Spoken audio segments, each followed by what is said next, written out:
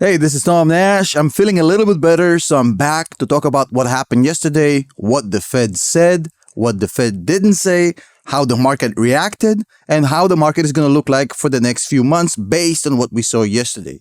A lot to cover in today's video, so let's get started. So first of all, let's start with the basics. I have everything right here. For those of you who are not so deep into this whole world of finance and stock market, this is kind of a basic recap of where we are right now.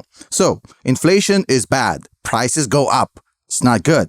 Too much prices going up means we're going to get a recession because people can't afford to buy nothing. They can't spend. They don't spend. Businesses shut down. They have to fire their employees. Those employees now don't have a job, so they don't spend. So they spend even less sales on retail, and basically the holy cycle of recession starts. Way too much inflation. That's the destruction of an economy, as you've seen in Russia and other places. So the Fed's job in this whole thing is to prevent that from happening, but do not make the economy go kaboom in the process. Basically, stop inflation without destroying the economy. That's the mandate of the Fed. Now, in June 2022, just a couple of years ago, we had 9% inflation. That's bad. The Fed increased rates, they slowed the money printer, and it worked. Ever since about October of 2023, that medicine stopped working and inflation went back up from 3% to 3.5%.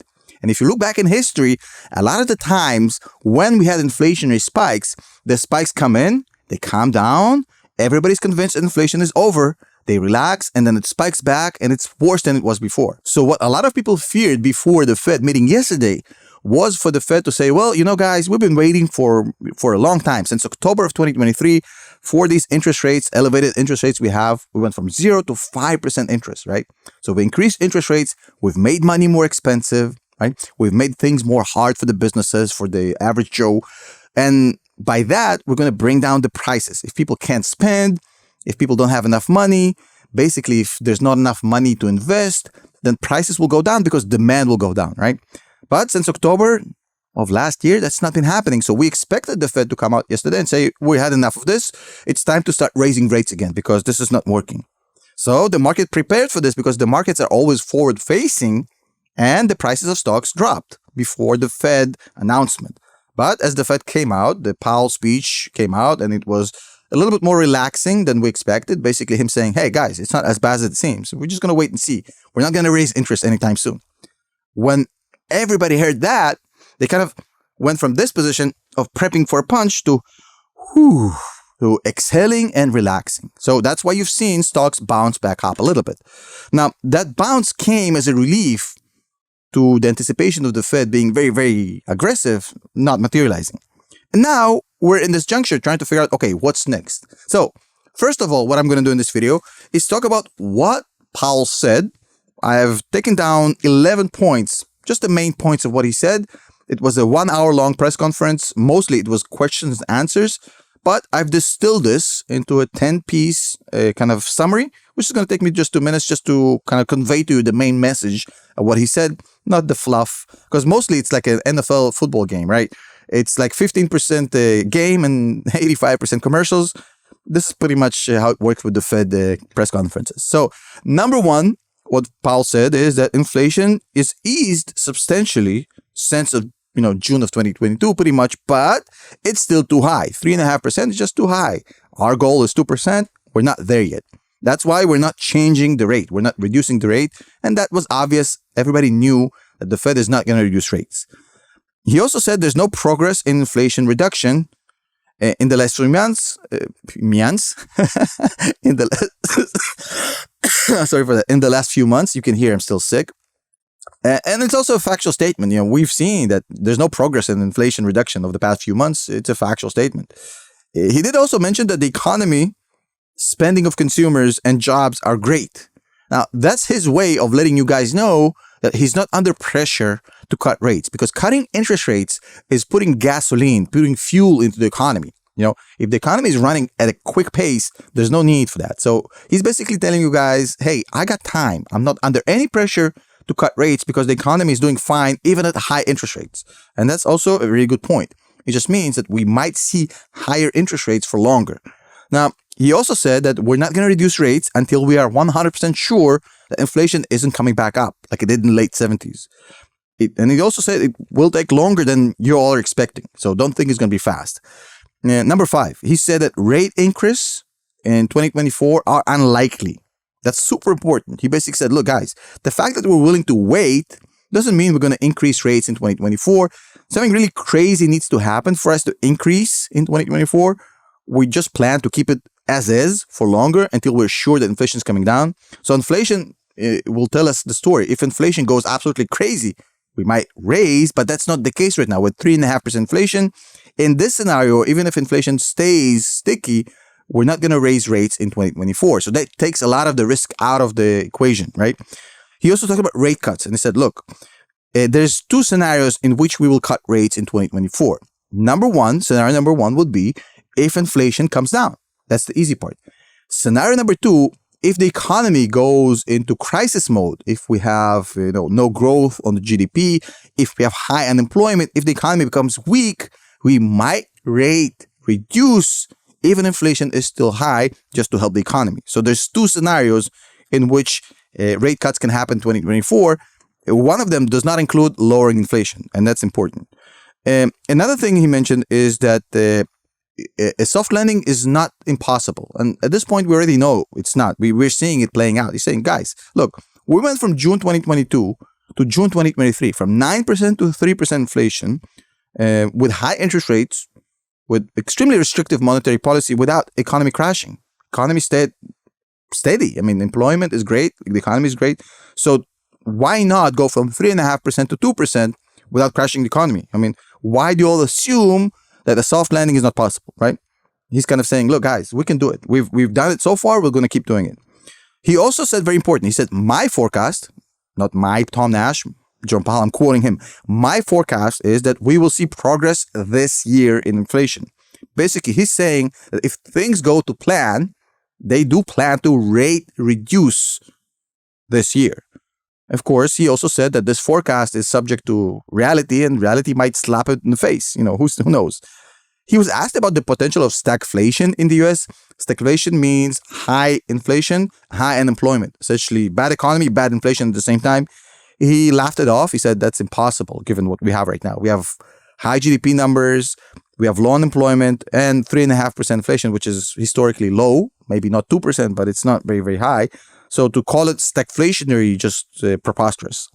And he also said that the Fed will not accept a reality when we're at 3% inflation is normal. 3% inflation is not going to be normal. 2% is the normal. And they're not going to just accept it and reduce rates at 3%, just saying, okay, let's just live with 3%. He also was asked about the election year, and he said, look, it doesn't play any role in our decision-making. We don't play the politics game.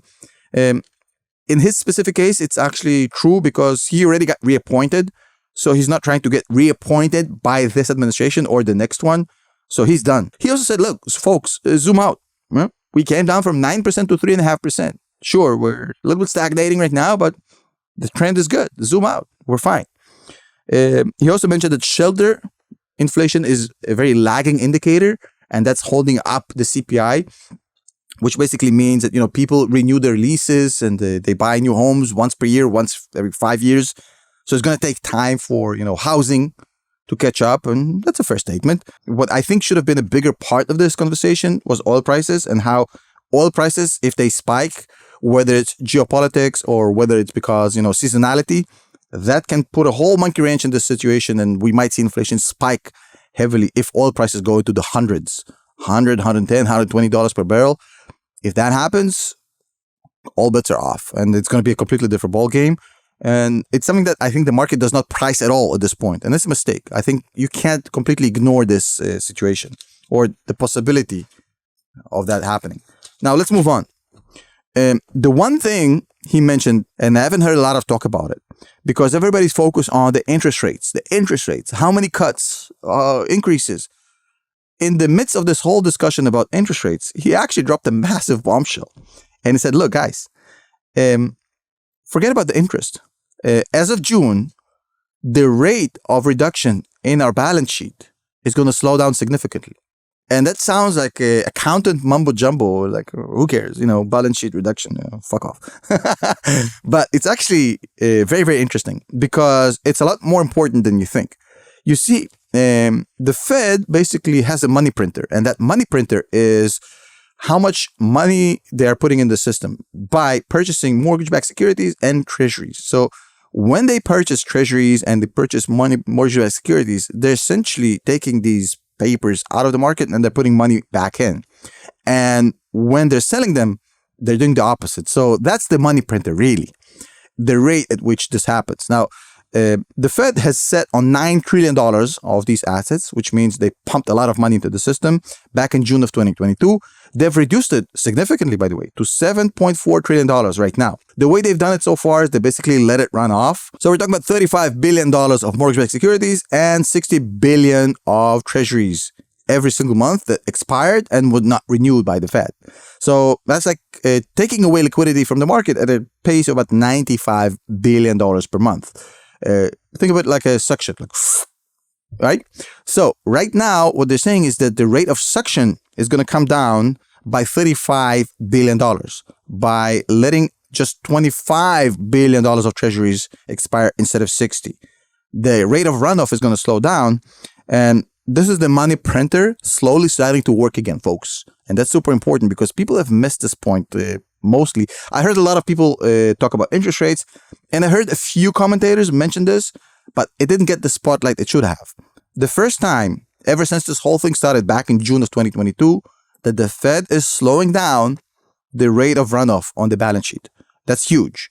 It's also a clear sign that rates will have to come down because the US government just can't afford to do this with these interest levels. So interest rates will have to come down to allow the US government to keep doing it this way. Right now, we have 27% priced in for a July rate cut, which means it's not happening in July. But if you look at September, it's actually at 54% if you combine 43 and 11%. And if you look at November, December, this is where everybody's pricing the rate cuts, 67% in November and 82% in December. So basically, the market right now operates on the assumption that we're going to have 2 rate cuts in November, December of this year. Now, overall, what I heard from Jerome Powell was dovish, and it was a little bit rosier than reality. That's okay. He's a salesman. I didn't hear enough about oil prices and how they're lurking in the shadows and might screw this whole thing up. But what I did hear was that we have a strong economy, strong job market, strong spending, which means that we will have time as the Fed before we push rates down, because we don't want a 1978-79 scenario where interest rates drops, everybody relaxes, and then it spikes back up and screws everything up. So they have the leeway of sitting on these rates and letting things play out because of the strength of the economy. And I think the only thing that can push the economy into the gutter right now is oil prices. Again, if geopolitics or summer travel or something spikes oil prices, if OPEC decides to be harassment, this might completely destroy this. But unless oil prices go up into the hundreds, the current pace basically points to a Q4 2024 ease in the monetary policy. And if you combine that with the fact that as of June of 2024, the Fed is going to be pumping more money into the system through the balance sheet, we're looking at a little bit more dovish scenario than what we thought a day before, which is why you're seeing markets right now act upwards. Now, how long will this continue? And how long will this trend continue? Well, you got to wait for the next video for that. I'll see you in that one. Later.